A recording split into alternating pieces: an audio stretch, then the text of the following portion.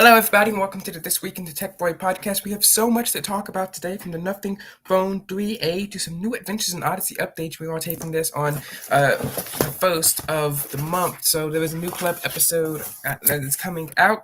Also, the Tech Boy Media is trying to get into some new innovations, new internet stuff. So we've done some research, and it's kind of hilarious what's been going on over here. Also, we have enough to person doesn't really understand how technology works.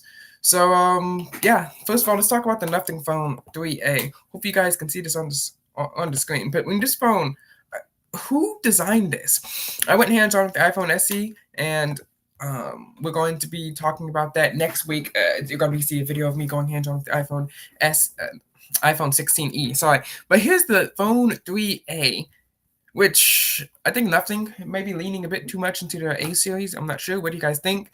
But this is the Nothing Phone 3A, and what I have to say is, what in the name of Liz Dorado Quintus Lacerda is this? I mean, you have that telephoto camera right there, which is nice. You do get to see that on a budget phone.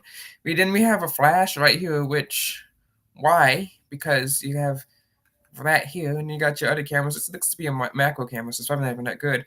And this other, but wait, this thing looks like a freaking wireless charging coil that you put on in the center of the phone. Also, are these screws? Is this transparent?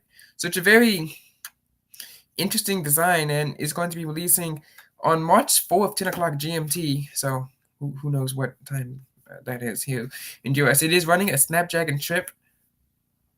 Which one? I guess we're going to find out more about that later. I heard that this phone did almost get stolen from someone. They were running, and some thief came up and tried to steal it from him. And,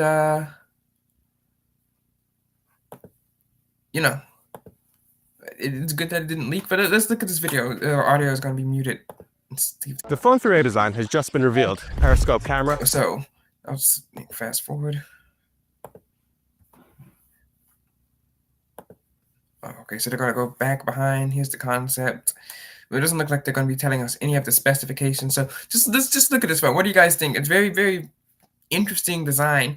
Like, here's a phone. Here's the Nothing Phone 2A Plus. So it's this direct successor, and the 2A as well. But I mean, look at this phone. You have the dual cameras here. Kind of reminds me of an HCC older phone here. Of course, this one's in white. The last one was in black. You can't get this one in black as well. It just still have the transparent design. There is a flash still there. So I guess what happened? But there is a flash, and we do have these little LEDs here. But I mean, I think this design is a bit more aesthetically pleasing. Oh, this one's actually neat looking. Like, it kind of looks like you're going undercover, night vision goggles. That actually looks nice. What do you guys think about the Nothing Phone 2A plus Nothing Phone 2A versus the Nothing Phone, I guess, 3A that's going to be released? Maybe we'll get to see some premium specs on the side. All right, now we do have this new banner here. Blah blah blah. Sweet likes to debate, finding rasp, but loves Jesus. Also, a tech and teen media account. Let's focus in on that teen media account for a little bit here. Back to Nothing Phone 2A. All right, we've been looking into trying to start a teen magazine for teens, because the magazines that we have out for teen boys today. I don't have Brio. If I had access to Brio, we could use that and weaponize it against our enemies. But I don't have access to Brio. I probably can predict what it's going to say. Hey, modesty is a state of heart, not just a state of mind, blah, blah, blah, yada, yada, yada, modesty is hardest, blah, blah, blah. All right, whatever. I don't have Brio, but, that's probably what it would say. I do have Focus on the Family Clubhouse magazine. But, I mean, aside from that, I'm not showing you my address. Aside from that, that is all we have, in the evangelical teen magazine space, right? So I was thinking, I always like to see if we can do something that's not been done before, or go out and make something if I can't have it myself. For example, this is going to become a key SSA-LTW plot. I helped figure out legislation that would allow me to go to Babbling Brook Mall with Denver in April. for the SSA series. Another example, when I got kicked off of NTB, I said I'm going to bring you guys a new social media website, and now we have nottheboy.com. Make sure you guys go check that out. Matt Walsh said that there wasn't some type of database. You'll see this in post-production. So I'm not sure if I can say it on YouTube. So I went out and made it myself. I made my own tech website so I could acquire my own cell phone and be able to review cell phones.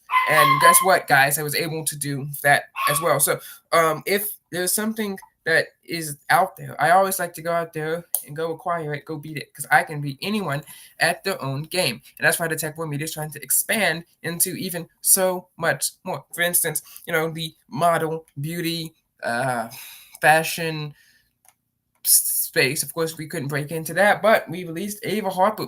And once Ava Harper gets more followers, we're going to have an Instagram influencer model at the ready. So we are going to be able to go anywhere and do anything as America's leading consumer tech company. All right, anyway, this is just a long spiel to say something about 17 magazine. So 17 magazine is apparently, I looked it up, a magazine for teens. I was like, okay. I want to see what our competition looks like. And it is as brainless and dead as possible. Apparently boys don't read magazines. So, of course, that's all we have is Clubhouse Magazine. But there is a plethora of teen girl magazines out there, which is just a deranged Instagram feed with stupid headlines. So imagine, like the New York Post, but like for teen girls. And that's what we got here. So this is 17 magazine. This should be our competition. Should I release a teen magazine? And we already do focus on entertainment with the Odyssey Boy. We need to start writing that again after SSALTW is finished. We finish up the series because there's an actual time date built into it because it's based on real events, so we can't just go extrapolate and go make stuff up. Well, we're gonna make a tiny bit of stuff up, but 99% of it is true. It will be done, and then we can keep it. We'll, of course, keep it online. Maybe we'll put some ads on it, and you guys can go read it. Of course, we have the book. I'm thinking about starting a new book. It'll pick up right after the series leaves off. So you'll have the SSA book. You have the SSA website, which, of course, is a bit more accurate. The book goes from September to November. Then the website goes from August to May of 2024, and then we'll have a time jump to September-ish of 2024. And then that's it. The series ends. Unless something big happens that I get involved with. And then after September, then the new book 2, will pick up after September, and it's just gonna kind of map out what would Ethan Shea do after becoming president of Glory High, and he is president. Of course, we probably won't release a book with him as president because SSALTW, the book, SSALTW, the election, is actually based on real events that actually happened, right?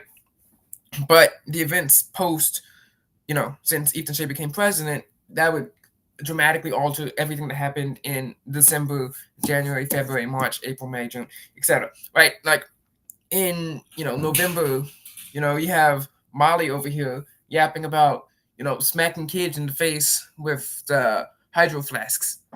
Yeah, that probably wouldn't be happening if Ethan was present. But also there's this whole thing about funding and this competition that's going on, etc. Right? So it would be kind of hard to mesh what happens in the web series to what happens in the book series, because the web series happens in September, the election in the book series happens in November, so it's easy, but we can't keep pushing it back. I digress. Here's 17 magazine, and it is ridiculous. Like my teen-based content, like the Odyssey Boy, focusing on Odyssey and other audio dramas and now teen television shows. Also, I do talk about a lot of Tubi movies on here. And 17 versus 17 is trash. Okay. No one cares about this Zaya Wade person. Okay, I think that's actually a boy, by the way.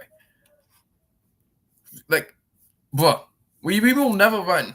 Okay, I can assure you, the TechBoy Media will never run a stupid article like this. Just don't. Okay? We will never run an article like this. Bro, I mean, look, this is the first time I'm seeing this in like a month. Are you kidding me?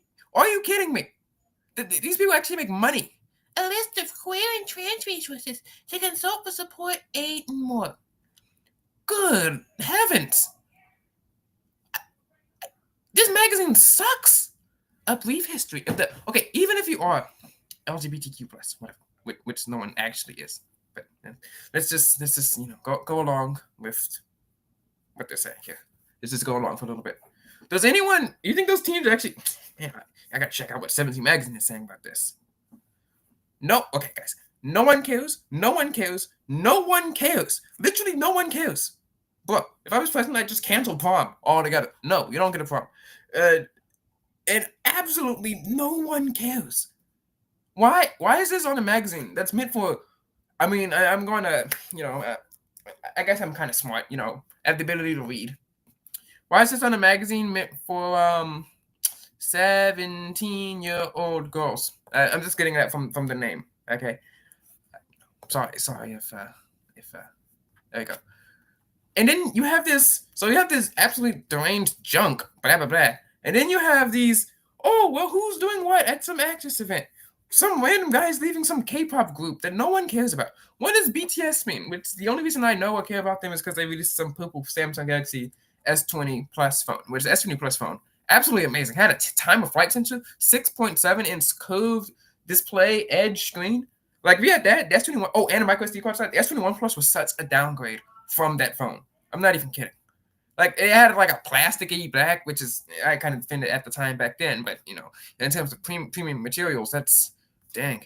And then S21 Plus, you lost your time of flight sensor. Don't even have that on the Ultras anymore. Why do we not have our time of flight sensors anymore? We have our little laser autofocus sensors, but on the time of flight sensors, I was traveling. This is back in 2023 when I was on the robotics team, which is. Anyway, we can do a deep dive on that. I always talk about like UFO. Oh, why are all these pride flags on here? Anyway, back I was on the robotics team, and this kid had the Samsung Galaxy Note 10 Plus. The Note 10 Plus had a time of flight sensor and had this 3D scanning application that was built offline. This is in 2019. It's in 2023, but the phone was built in 2019. And he was available. He was able to make a 3D scan. Actually, I was. He didn't know about this, but I was able to make a 3D scan of him or his face or whatever while we were sitting on the bus. Yeah, I had literally nothing else to do. But I mean, my phone is infinitely more powerful than the Note 10 Plus. Got the Samsung Galaxy S24 Ultra here, right? And the only thing that is useful is literally reading X and, of course, making phones, communication, etc. All of those things can be done on a $200 phone. Plus, doing some light video editing, because for some reason, even though my computer has 30 gigabytes of RAM, Intel Core i7 Evo i7, it sucks at video editing. Anyway,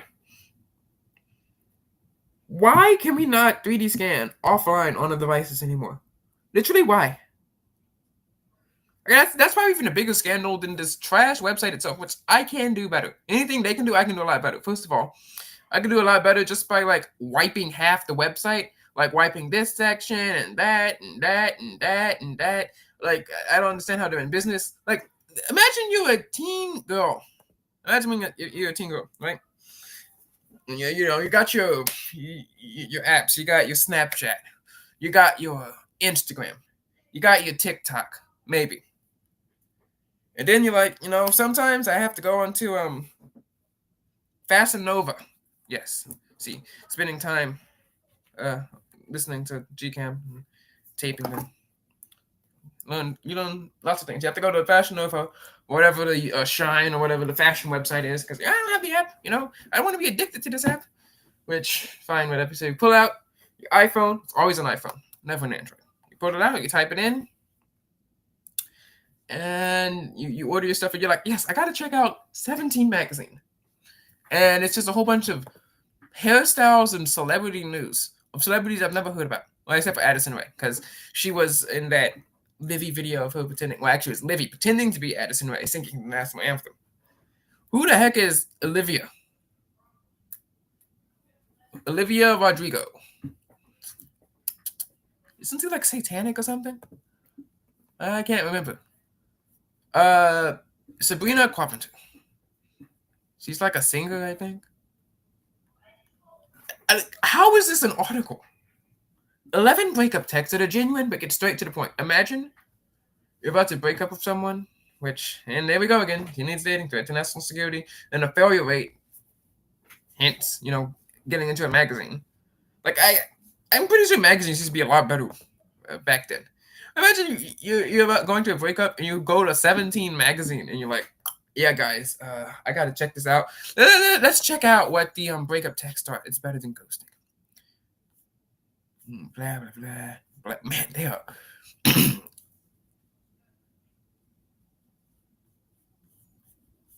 This is really really great.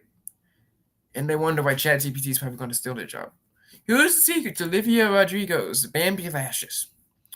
Millions and millions of dollars. All right, next. A Legally Blonde prequel cast young Elle Woods. Okay, see, that's actually interesting. The ending to The Wicked, Part 1. Explained. Outer Banks, Season 4 ending. Explained. Are these people blind? Can they not watch a show and figure itself? Who is Blackbeard on Outer Banks? TV shows to watch if you love Outer Banks. Wicked Movie Part 2 has an earlier release date. I mean, this is really interesting. Imagine you have the internet. They call this thing a magazine. This looks like a whole bunch of... Okay. Camila Cabello wears vintage ruffle mini dress. I do not care or know who this person is. Okay. I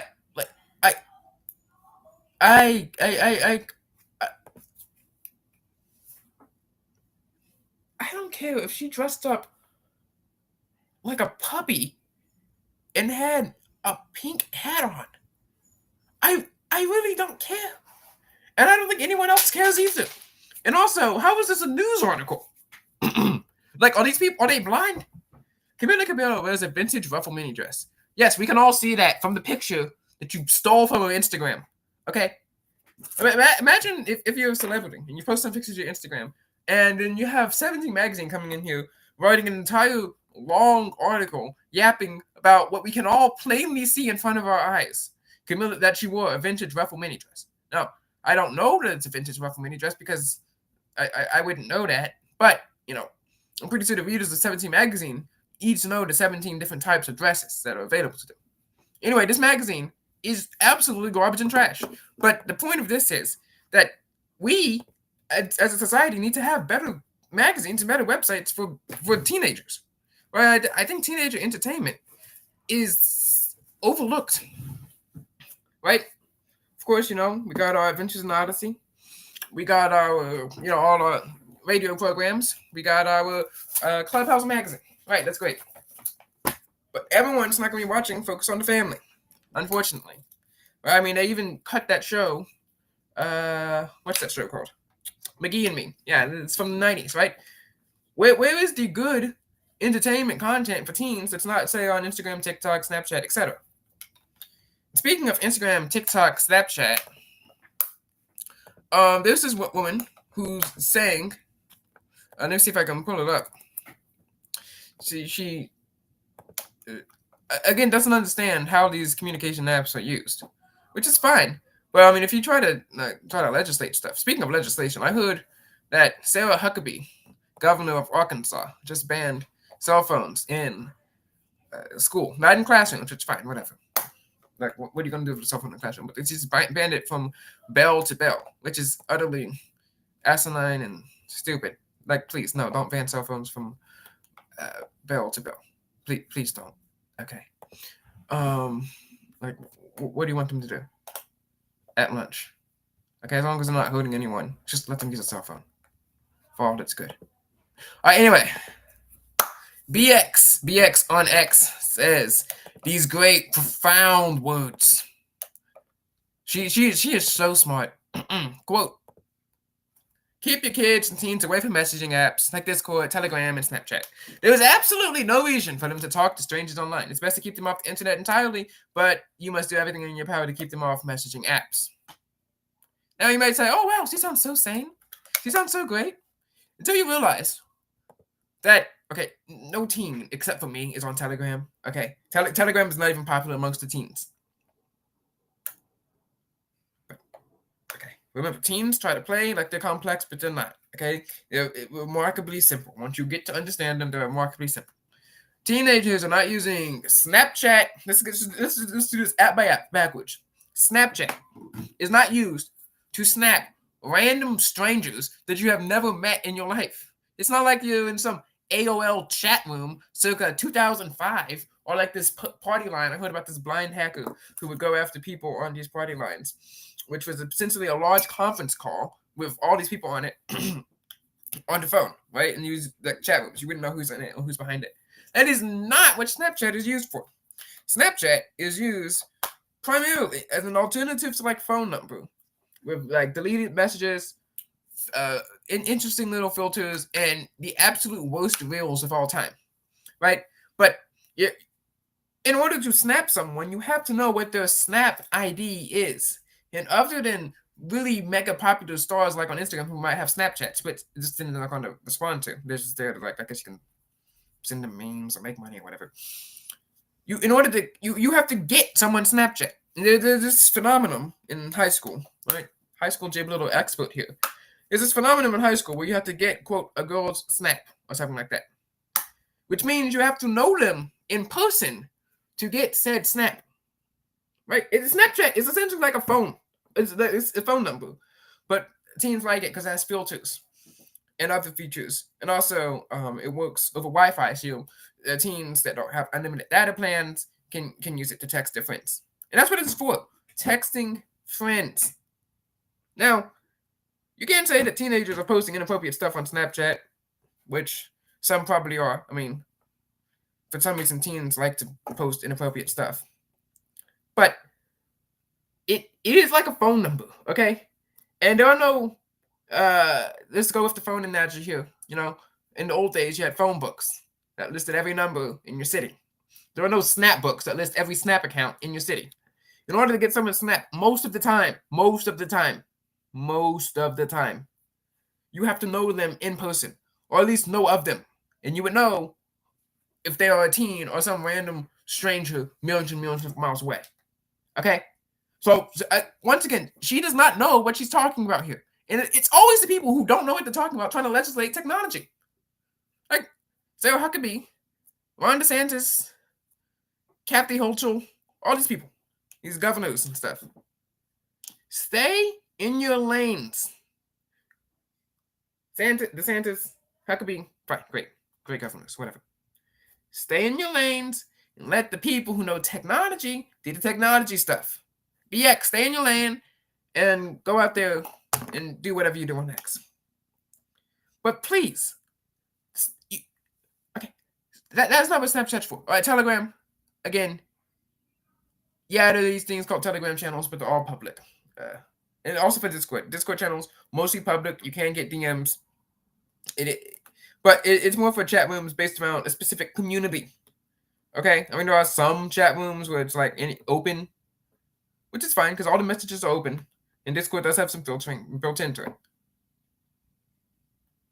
But for the teens that are just yapping to strangers on the internet, which I mean, bye email, I guess, and bye to me. You know, my entire business is literally predicated on talking to strangers on the internet. That's how I got the devices that I need to test and review. But, you know, my business is just dead. In fact, I should have stayed offline and shouldn't have started this company in 2020. I should have waited into 2024 when I turned 18. You know, this should be like my 4th podcast episode, people. You should have no idea who I am, right? Because anyone with the modicum of intelligence, like half smart teens, are not going to be getting caught up in this ridiculous stuff. I'm sorry. But you know, you hear these stories about people who get scammed, who send like illicit photos to people. Bro, I really do not get the appeal of that. Why? I'm sorry, yeah, those teens should not be on the internet.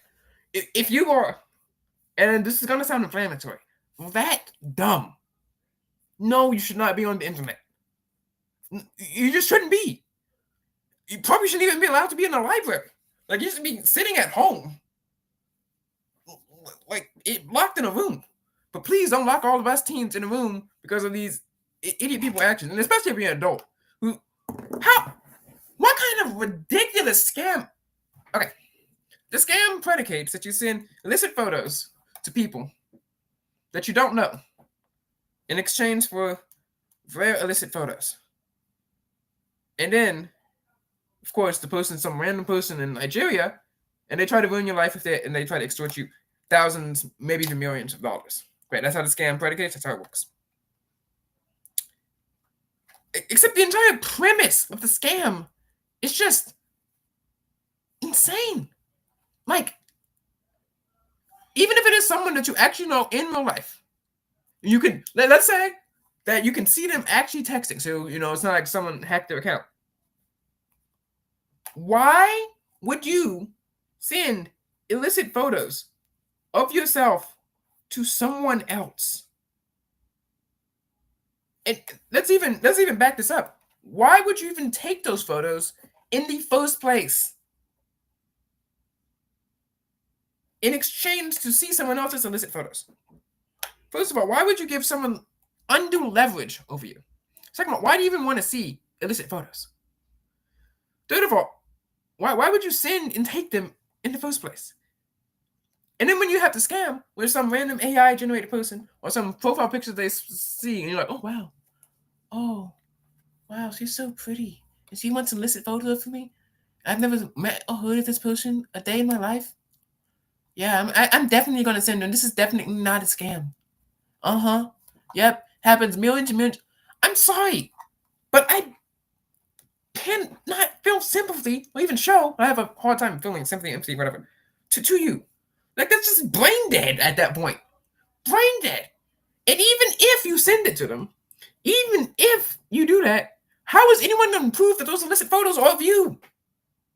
You could just say, oh, my account was hacked. Oh, that's not my account. That's a spoof. I mean, they're scammers, for crying out loud.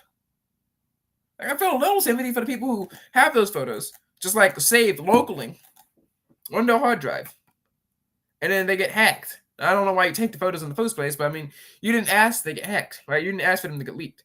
These people literally asked, and you gave it to them.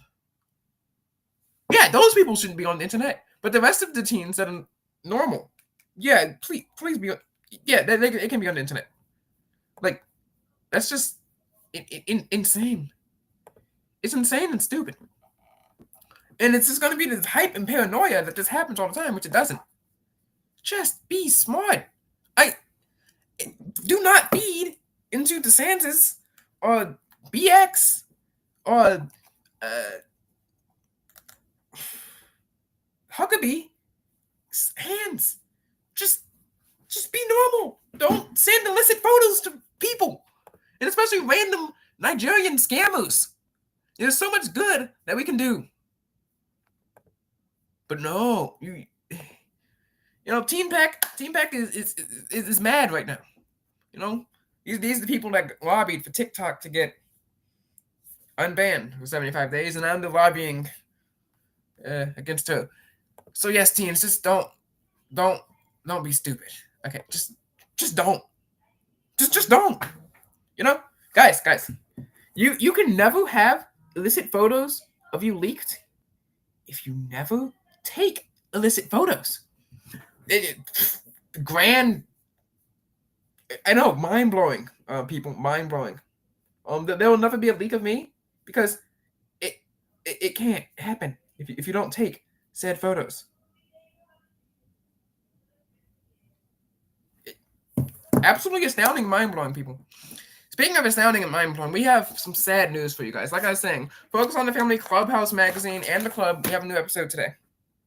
But that's all going to be ending soon. After album 80, Adventures in Odyssey has confirmed in a podcast episode that they will no longer sell digital or CD downloads of episodes. So you'll still be able to get the old ones. Download the old ones, get the old ones and CDs, but they won't refresh them. Which means that essentially offline listening, unless you have the club, is dead. Everything is going to go to the club or the radio. Now, there is some good news in this. Club episodes aren't going to be monthly episodes anymore.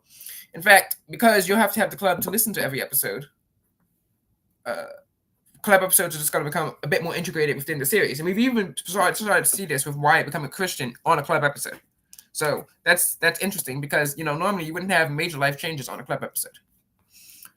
But essentially, the club is going to become the hub for all of Odyssey. Everything is going to be canon, but you won't be able to get any downloads or CDs of it anymore, which is kind of sad.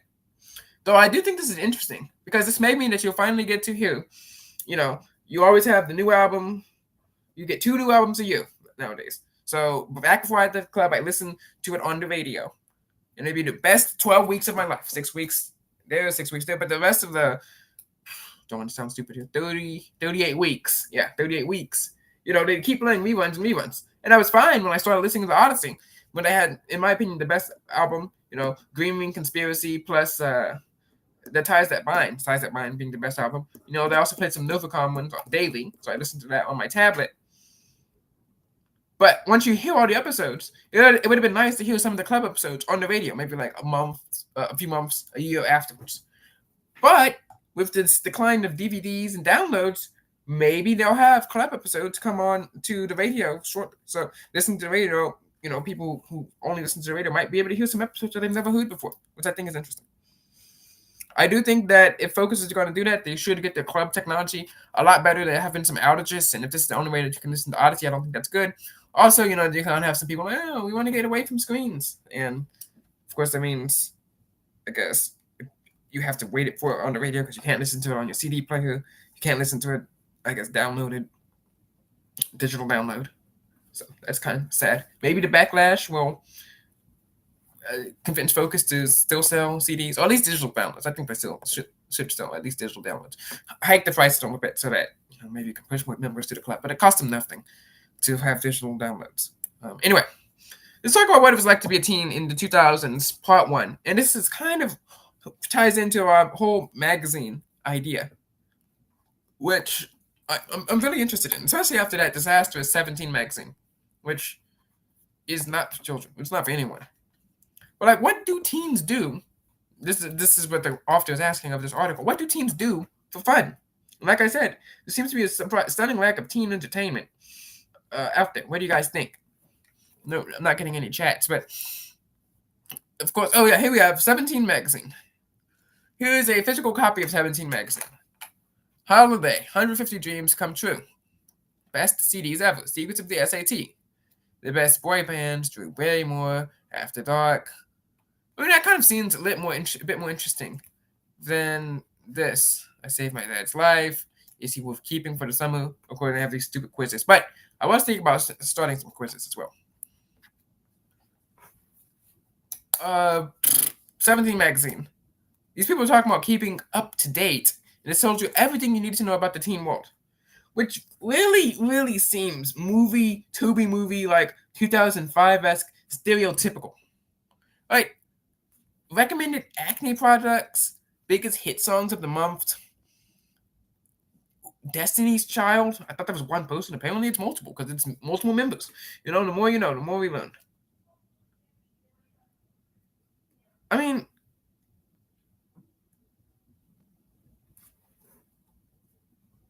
is this interesting? What do you think is influencing teens today? What do you guys think?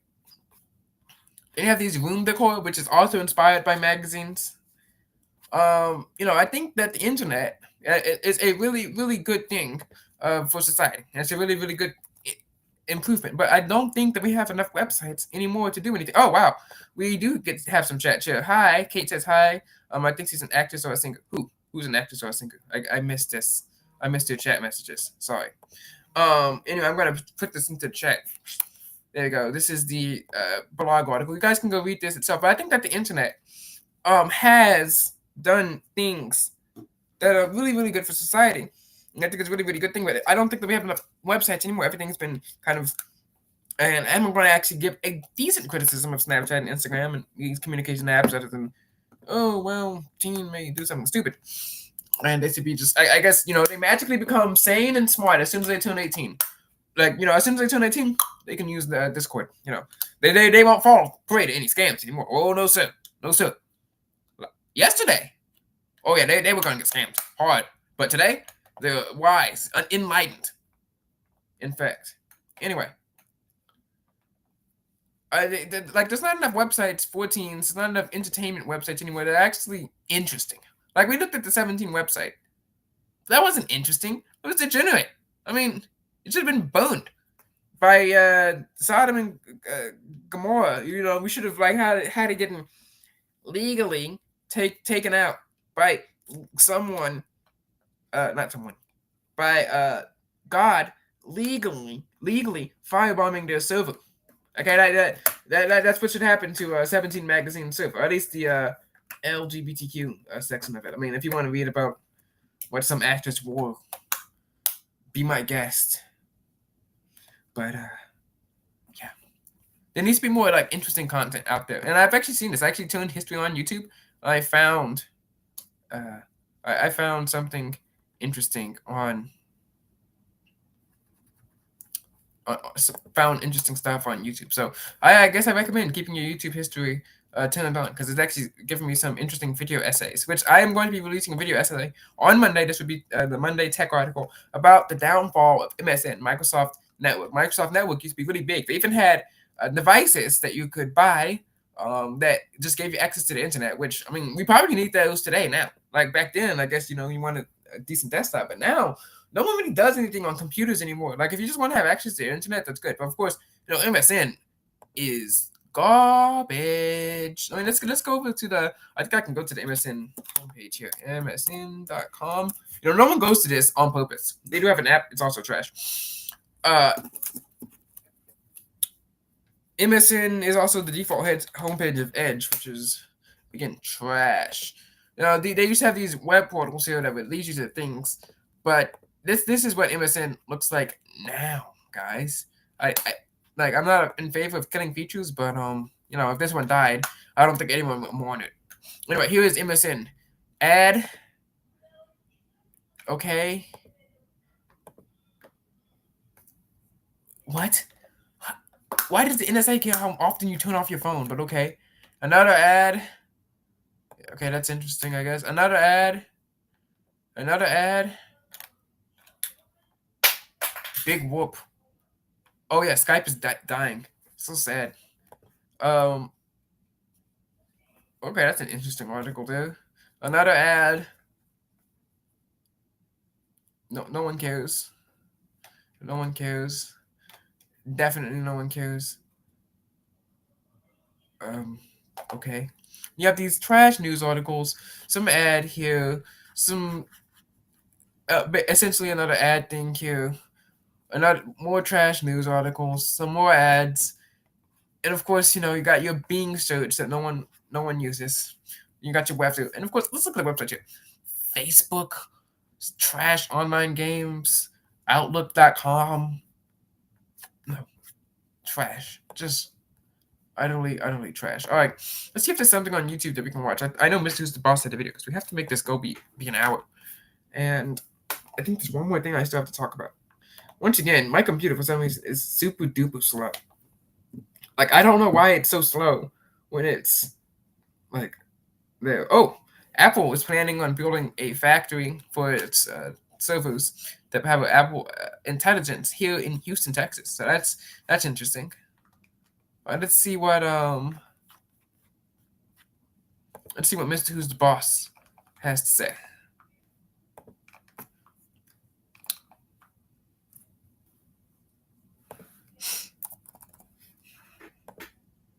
All right, let me pick it up. Mr. Who's the Boss? He bought the ultimate survival technology. And are you guys interested in that? Kate, what are you interested in? I'm the shit is that instead. Actually, no. Let's not talk about that. Let's talk about the Oppo Find In. That's a lot more interesting than survival tech, in my opinion. Though his video was good. All right, let's go.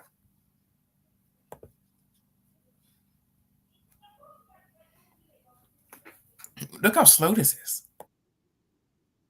Oppo has just launched a foldable phone you guys can hear, or at least I can hear what you guys are hearing. So thin, it only just fits a USB-C port. I'm not exaggerating. The inside of a USB-C port is 2.4 millimeters. 2.4 millimeters, right there.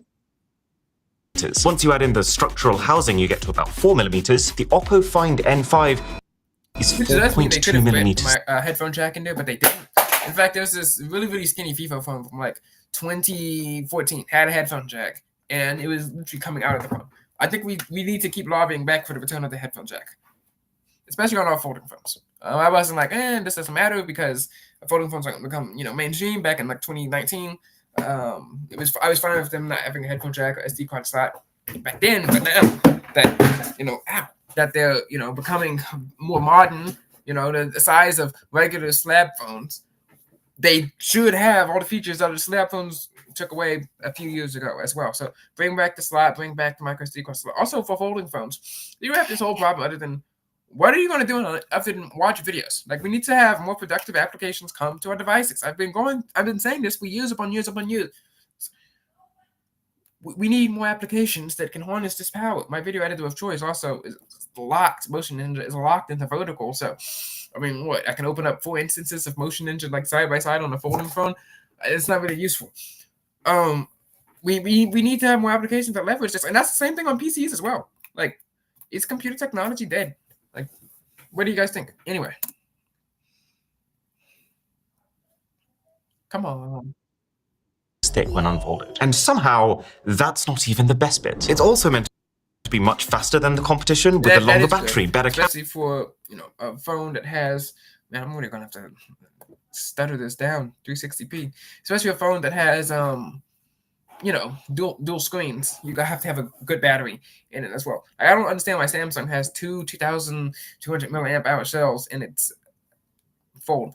It makes sense in the flip, but why in the fold? Why does it have a smaller battery than the S25 Ultra or S24 Ultra?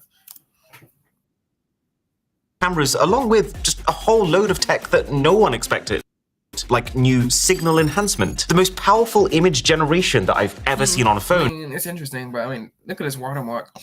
This does give a Chinese-esque vibe to it. That's how the Chinese would design their software. After the watermark being in the corner, like Samsung, hopefully you can erase it offline so that no one has to see this. Also, the seat just looks like a piece of clay, and that's just the bad video quality that I had to set it to. And even the ability to integrate into the Apple ecosystem. Wow. So, let's pit it head-to-head against Samsung, who makes the best-selling foldables, to find out if Oppo is. They sell them here in the United States. Apple doesn't sell their phones here in the United States. In fact, for their global release, I think it's just to Asia and a few European countries. Like, you'd have to sell a phone to everyone in Asia to outcompete against Samsung, which can sell phones to everyone in the world. Is actually about to massacre the market. And right from the off, Oppo lands its very first blow when it comes to the unboxing, because this is what you get: an 80-watt charge. The original Z Fold box, I mean, those were selling for like $35 on eBay, probably even more. Now it had a nice little Z design. I'm trying to see if I can pull it up. But let's see if I can show it to you guys. So here's a picture of MKBHD's unboxing of it here. You can see how it kind of opens up a little bit. I think it even had a Z design in there. The boxes were a lot bigger. They did send some stuff in with it as well. The chargers are always common in the boxes. So unboxing for the quote unquote environment has been trash. So good to see Oppo do it better than Samsung on this one right here. Also, I do like. I guess this would be a hot take. I do like USB-A chargers. USB. You can use, probably not now, but at least a few years ago, USB-A charger. You can use anyone's cable. Like most people, probably, depending on how old you are, carry around a regular USB-A to see the A to Lightning cable method and that. So that is nice, in my opinion. The A to C cable and a case, which does feel premium, but also very light. I guess that makes sense, since designing a phone like this and then slapping a Chunkmeister case onto it would be very ironic. I had to carry a phone case that has a 10,000 milliamp hour battery. This is from New Delhi, not sponsored, but they did send this to me to review. Guys can go check that out on TheTechBoy.org. Now compare that to Samsung's package, which literally just comes with the phone and a USB-C cable. You're getting about $80 of extra free value in the box with Oppo, plus pre-installed screen protector on the front, which is one of That those is things nice. that probably I've cost never used a screen protector with my phone before. My phones have been pretty durable, except for the S22 Plus. But I did drop it on concrete. It did slide 50 feet, so that was my fault there. Well, I didn't drop it; it fell in my pocket. A71 5G, it dropped on concrete, totally fine. It did have that glass stick design. S25 4 Ultra, again, great design. Come on. them about 50 cents to do. But to you, the user, it's one fairly major less thing that you need to worry about. And you know what? Oppo continues the onslaught when it comes to put this down even a little bit more. Let's do 240. And his videos still look good in 240. the build, and it ain't close. Both phones have a That is pretty nice. tough What do you guys think about the build? Because, you know, I've seen this video before. Oppo's going to win this round. But, I mean, look, if you look at here, this does remind me of the S24 Ultra. But when you go hands-on, it is skinnier. But, I mean, when you see this thing here, you have that little, like, curve thing. So it's kind of like the HMD phone that's kind of, like, repairable, but it has, like, an oval screen inside of a square body or whatever. What do you guys think about this? Because, like, technically, screen-to-body ratio on Samsung would be better, right? Depends on how skinny the bezels are. Custom aluminium alloy frame. They've both got fantastic feeling hinges that allow you to stop at almost any point in the motion, but then it kind of feels like Oppo runs away with it. Their front display is imbued with ceramic, which we've seen on quite a few phones does increase structural strength. It's got better water resistance. While Samsung's phone can take immersion, this thing can go further and actually take high-pressure jet. Features. But a foldable phone, is it supposed to be like a regular foldable phone? Like, since when does your phone ever have to be used in jets? Now, a feature that I would like to see, OnePlus does have this feature, is being able to be used in the rain, right? Touchscreen on the rain, because, you know, that's a good thing. That speaking of keyboard phones are coming back, there's a clicks case for Android now. Unfortunately, not for S24 Ultra. Is one for the S25 Ultra, which is 0.1 inches bigger, but it probably would fit. But I don't have $130 in cash, so if you guys want to send that over to me, please do so. If you guys send in $130, I'll cash it out and buy the case. But, you know, this is one thing that if you're able to potentially get a waterproof keyboard case, or at least something like that, tactile buttons, like the S5, it was tactile. I know it had touchscreen, but it had tactile buttons. It would be nice to be able to have like the sense of durability that a physical phone has, physical buttons, etc., and you can use it like in the rain, like when it gets wet. And extreme temperatures to boot. I mean, that is nice, especially for the region, you know, like Asia, you know, it gets cold in China, Russia. What are some other cold Asian countries? Oh, and also like all of Europe. So, you know, that is nice for their thing. Also, you know, Northern USA if they sold them, but they don't, so. Come on.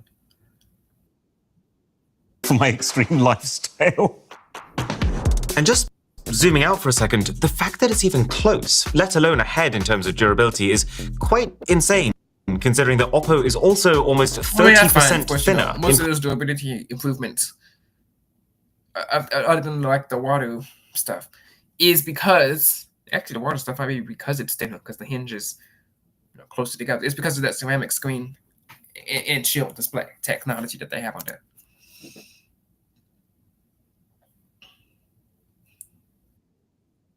Part thanks to some careful re-engineering of the motherboard. It's 10 grams lighter, all while having a significantly less visible crease than Samsung. Yeah, Oppo's saying that the crease on this phone is less visible, at least from this thing. I mean, here's a perfect example of like what are you going to be using your phone for? This is the outer display of one of the most powerful phones in the world. These look like Oppo apps here, like phones that come pre-installed to applicate with the phone. And you got your Google apps here, you got the Play Store, you got Google Meet, and then of course the key apps here. We got TikTok. Why is TikTok on here twice? Look, is TikTok there? It's TikTok there. I guess he really didn't want it to get banned. You got Facebook Messenger, Instagram, which why have both? And then you have Lyft. Like these are not powerful applications. Is 10% narrower and 50% shallower than the crease on their last phone, which was already great. It doesn't look that different to me, but it's clearly vastly superior to the Punch hole Samsung. camera in the corner, it doesn't really matter left, right, or whatever, because you can flip it. What do you guys think? Punch hole camera in the corner or punch hole in the center, but invisible? You will notice every time you open the thing. So yeah, when you look at older phones, like say the Samsung Galaxy S7 Edge from 2016, the camera was actually in the corner. It's just that you couldn't really see it because it had a whole bezel on it. So that's actually an interesting thing that I wanted to talk about, but it's not. I guess it's not really relevant anymore because they don't do phone cameras like that anymore. It's so sad. When you use this phone for the first time, it is absolutely one of those moments that just makes you peer back over at the Samsung and truly reconsider how much this company is actually trying. The only two downsides on the Oppo are that one, they've had to replace the glass on the back for a thinner fiber material. I mean, I'd be fine with, some more materials coming to the back of phones. LG used to do leather, wood on Motorola. Which they've masked pretty well with this whole marbly texture, but does still feel a little plasticky. And then two, that for some reason, while Oppo decided to completely full send this thing in terms of water resistance, they've actually got no certification in terms of dust resistance. That's interesting. I would think that having dust resistance and regular water resistance would be more important than having jets. Like, are you bringing this phone to a water park and taking it down water slides? Like, what do you guys think? Is it more likely that your phone would die from getting shot at with the jet? Which I'm pretty sure Samsung could take a jet. Don't cite me on that. Okay, if your phone breaks, don't come over here and sue me. I'm pretty sure Samsung phone could take a jet for a little bit. Maybe half as long as the Oppo. But if you go to the beach, your phone is dead. What's more likely? Your phone dies via a water hose, or your phone dies because you went to the beach? I'd say via the beach. So that is kind of weird, dude. Also, dust is all around us. Water jets are not. Well, at the very least, Samsung does have a basic IP4 rating. But then you take the phones out into the real world, and you start to notice something. No jets that are coming and attacking him. Kind of unusual when it comes to battery. So the Oppo uses a brand new type of battery that we've only really started seeing recently, a silicon carbon battery with the highest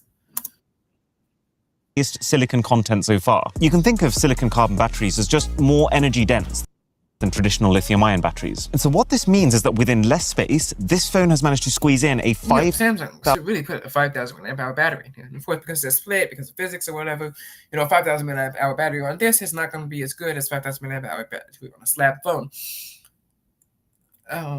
So it's fine on the flip phone series of devices because you can do 90% of everything you need to do on a 3.5-inch screen, which is kind of indicative of mobile technology. But, on these type of phones, you have a regular phone 85% of a regular phone taped to a miniature tablet, and this phone is beating it by 1,200 mAh battery. That's insane.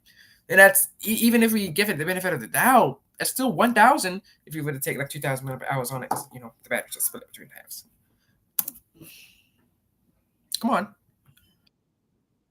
1,600 milliamp hour capacity compared to Samsung's 4,400. That's a massive difference. Now, I did find that if you push both phones to their limit, then the Oppo will still actually drain just as fast as the Samsung. And that kind of makes sense, given that the chip on this phone can draw more power, and silicon carbon batteries are better at providing that power. But if you assume average use, bit of gaming, bit of... What is even this demo? Who opens up Instagram, starts scrolling it? That is Instagram, I think. And then, opens up Play Store. I've never done that. Social media, bit of browsing and music. Oppo will outlast Sammy 10 times out of 10. Over 1,000 mAh bigger, so it'd be kind of sad if the batteries were within 200 mAh, then it'd just be soft optimization. But those phones, even if terrible optimization with 6,000 mAh battery, should last longer than a phone with 4,000 mAh battery.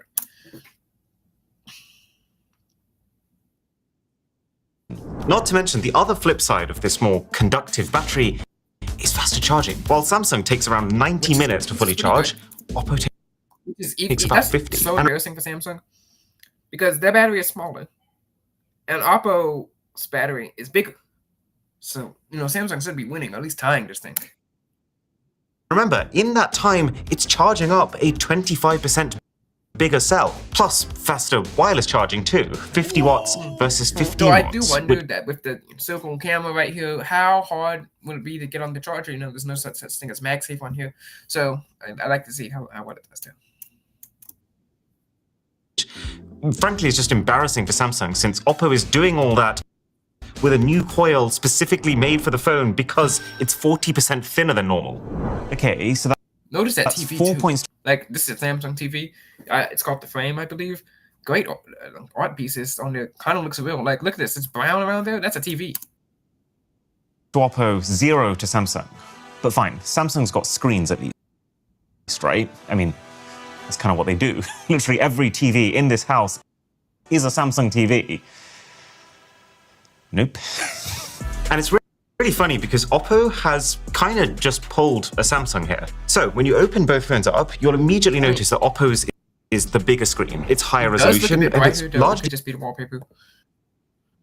speaking creaseless. But as well as that, you know that anti-reflective screen coating that Samsung has kind of become famous for on their S-series flagships? Well, Oppo has employed something very similar on their inner display here, and Samsung hasn't. This isn't quite as effective as the anti-reflective coating Samsung uses on their bar phones. I guess it makes sense because this is a bit more plasticky. You can see it here though.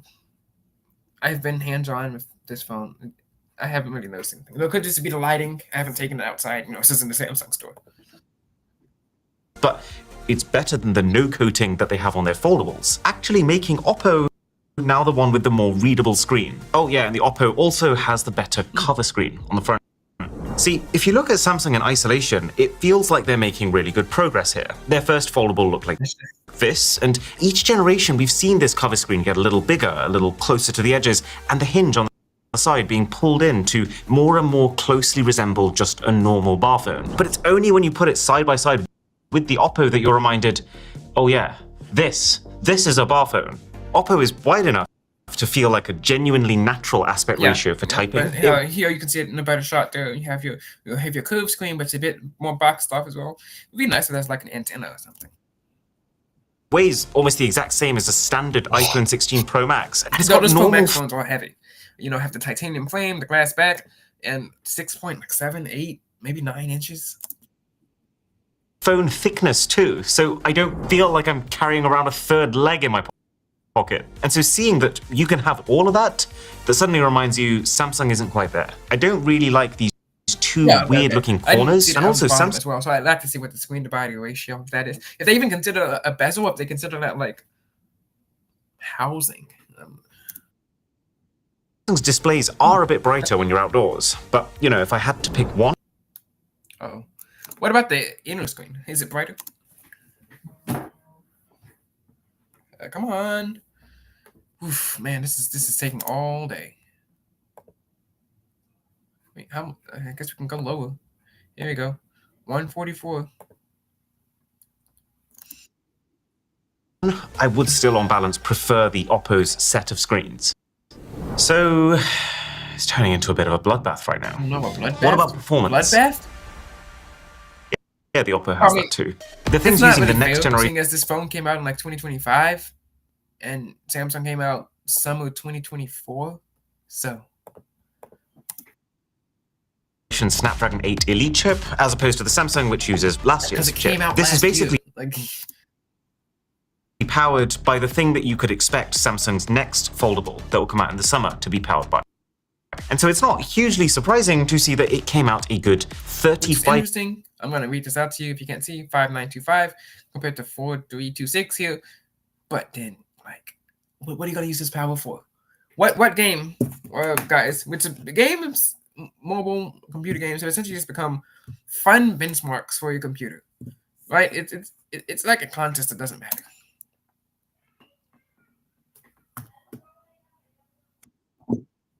% faster when we ran a stress test. But the thing that I thought was even more interesting here is that even though Oppo is the one that's rocking the higher power consumption chip, that performance gap only widened with prolonged use. Because by the end of this stress test, it was actually 50% battery, maybe it's just chips, optimization. Faster than Samsung, which is frankly bonkers. It felt like such a huge jump that I had to run the stress test again to find not quite as large a gap, but still 40% by the end of the test. Now, there's a pretty decent chance that you'll never even notice that 30 to 40% gap, because just scrolling around the home pages, Samsung Again, is scrolling on the home pages, $2,000, I'm going to assume, dollars, $1,799 something dollars to scroll on the home pages. It's just a portal for Instagram. often the one that can feel a bit snappier, just down to the way that they've tuned their animations. But to me, it does feel like in all the areas where speed is important, like how fast apps open when you click them and how fast your camera shutter can capture shots. And also, I am noticing how this camera, like the preview, when you're taking a picture, is noticeably bigger. How fast your image processing applies after you've taken those shots, Oppo is generally ahead. So what about the software? I have to say, the way that Oppo handles multitasking, it remains the gold standard. So let's say, for example, that you're on Netflix and then you also want a browser tab to do a little shopping on the side. Bam! You can do both in their optimal aspect ratios, fully open at once. But now you decided what you found. They do have pop-up view as well, so that is nice. Also, I guess I can't really test this. I don't have a Netflix app. I don't have a foldable phone. Fancy watching is Dragon Ball Z. Search on Netflix. Oh, it's not there. So let's pull up our sponsor, Surfshark VPN. You just drag that icon into the mix, Samsung and all of a sudden, also does that as well. But this does look to be like that OnePlus Fold phone esque software. 3 different apps all open at the same time. And all I need to do now is to go into Surfshark to change my location to Japan. It's genuinely as simple as that. And now if we pop back to Netflix, it will reload. How we got from England to Japan in 5 seconds.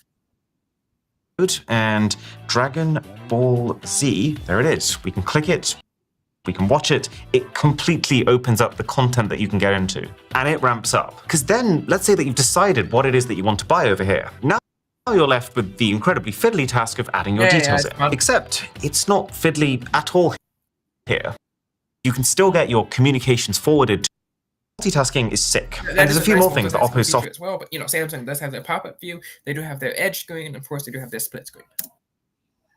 Software does that just feel clever, like FileDoc, basically just a dump to drop anything of interest that you're trying to collect together to put into an email or share into a WhatsApp group. It's basically just a clipboard, but done in a very intuitive way that actually saves you time. That's interesting. Of course, Samsung can do that for notes. You've got this whole Oppo O Plus Connect thing, which, to their credit, probably is the easiest way that I've used on Android to send full quality files complete with all metadata to an iPhone with no Wi-Fi connection. That seems like something that can be easily replicated. It's probably some random open source GitHub project that could probably be turned into an app. Maybe I should make one. But equally, let's be very honest, this is still a long shot from native Apple integration. Well, I mean, this is the best that they can do because Apple's obviously not going to let people start name dropping and airdropping stuff on Android phones. While also feeling very much like a knockoff version of Apple's solution. And I think just generally that is one of the things that I don't like about this software. It feels a little cheap. Like you go into an app folder, you get recommended apps at the bottom. Shine again. Brought to you by Teen Girls of America. If this was a $200 phone, fair enough, but not at these kind of prices. Sometimes those recommended apps just fail to load, which looks even worse. Oppo's App Market pings you to get your attention, and even when you eventually give in and accept, it's not a very intuitive app to be navigating at all, which does make me feel like Samsung software is more sophisticated. And while this phone doesn't yet have the One UI 7 update, knowing that it will get it, and just how much I love that software does make me veer towards Uncle Sam in this category. All finished off by the fact that Samsung has a definitively better ecosystem of surrounding products if you're outside of China, and 7 years of major Android version upgrades.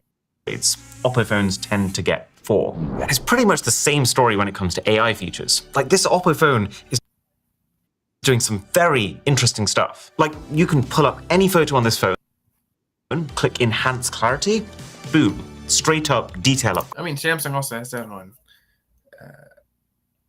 It's one of their AI photo editing applications. Works offline. I forgot what it's called. Let me see. Let me get my phone here. But I'll see what it's called. Great. And the thing's got this whole separate app called AI Studio, which is very cool and very strange. So you get a bunch of free credits when you buy the phone, and then you can spend those credits doing things like inserting yourself next to celebrities. It works, kind of. Although I am curious, are Like, people why? I mean, you could probably edit that yourself offline without having to need some random Chinese AI credit. I don't obviously trust my AI data with Samsung, South Korean, U.S. allied. Also, happy birthday to Samsung. I almost forgot about them. It is their birthday. Happy birthday to Samsung. And their app is called Galaxy Enhance X. So, yeah, happy birthday to Samsung, everybody. Great day. They were founded in 1938. And I'm not going to ask Gemini what 1938 to 2025 was, because I asked this was at 11 o'clock, what happened 18 hours ago or something like that. And it told me, no, it was at 9 o'clock a.m. And I asked what happened 11 hours ago. And it told me that was 11 p.m. Wait, no, not 11 hours ago. 15 or something. It gave me a wrong answer. Okay, just remember that. It couldn't do math. Okay, so today is Samsung's 87th birthday. So congratulations to them.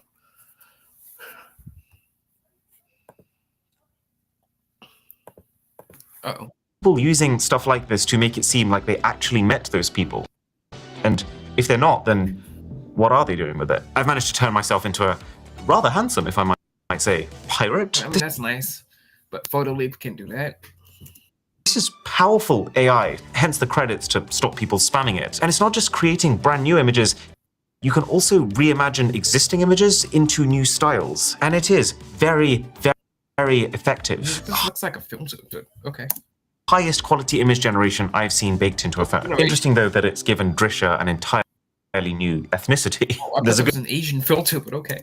Good chance that this is just down to how the AI has been trained. And aside from that, just generally across the phone, let's not forget that Oppo has a lot of equivalents to Samsung's AI features. Like, let's say you're in a document. Just like Samsung, there's a whole load of writing tools. Okay. Oppo's got AI replies for messages. They've even got an AI that can write Instagram captions for you. At the same time, I really hope it doesn't come to me having to use that. It's just that, on average, Oppo's implementation feels about a year behind. A lot of the AI features are either coming soon, or they're quite situational. They work sometimes and then for some reason not at other times. I mean, let's not kid ourselves. I wouldn't exactly call Samsung's AI reliable. No. Sometimes, the typing software can be a bit sensuous, it can be a bit glitchy, it can be a bit crashy, but, it is better. It is better.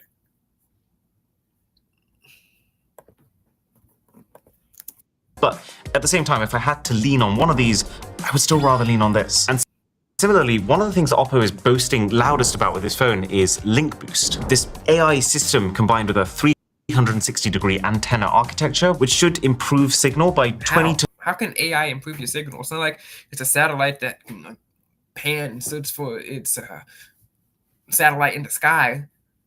No.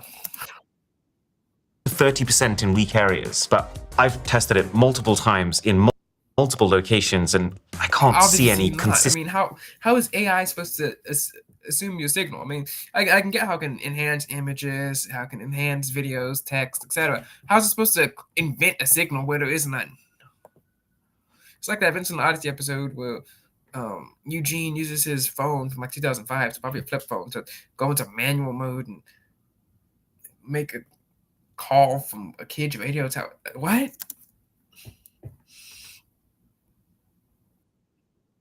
Distant, tangible benefit over the Samsung, which makes me feel like you probably won't notice the difference either. Okay, just before we finish this off with the cameras, I do just want to mention speakers, because they're important to me. One thing that you will just phone review.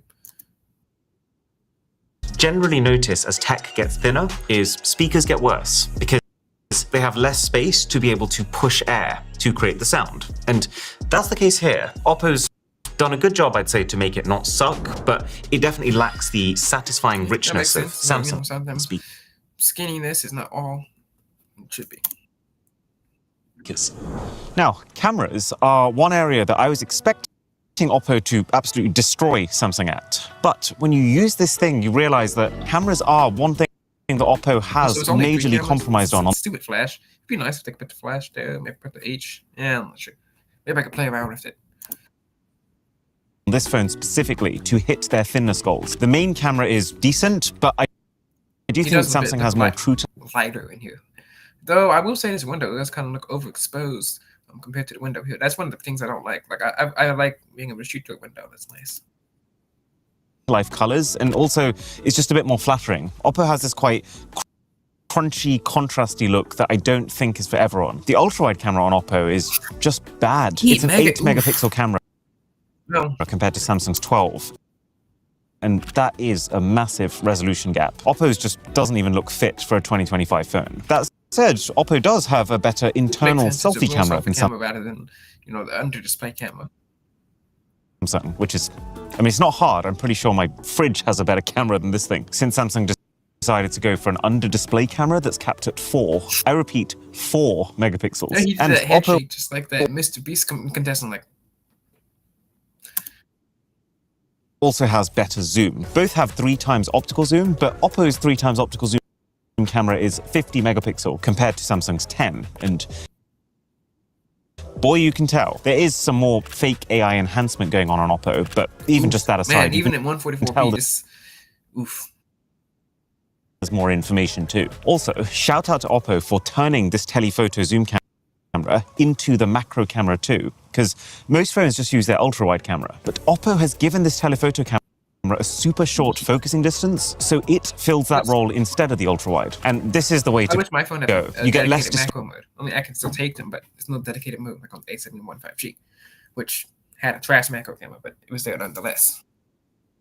Distortion on your subject when you're shooting from further away, and it also means that you can just get closer without physically needing to get closer, which is less fiddly, and you're blocking less of the light on that subject. This Samsung doesn't even have a proper macro mode. That said, nothing beats Samsung's portrait mode and its ability to detect depth. Can you see how Oppo has decided to looks better, but I'm not sure. Blur this entire phone booth as if it's really far away from you? Oh, I guess you didn't want that, but okay. Except for those 2 stickers. Interesting choice, Oppo. Yeah. So, cameras are about a draw. The camera app on the Oppo is smoother, which is a nice plus. I but thought you was going to give the win to Samsung. By the ultra-wide, by the main camera, zoom, goes to Oppo, which then goes to the macro. Okay. It's not a consistently better camera than Sammy. And so that leaves us with a score. 6.5 points to 3.5. And the numbers aren't everything, but would I pick the Oppo if I had a choice? Oppo won that. I accidentally clicked the tab, so there's that. That's all what we have for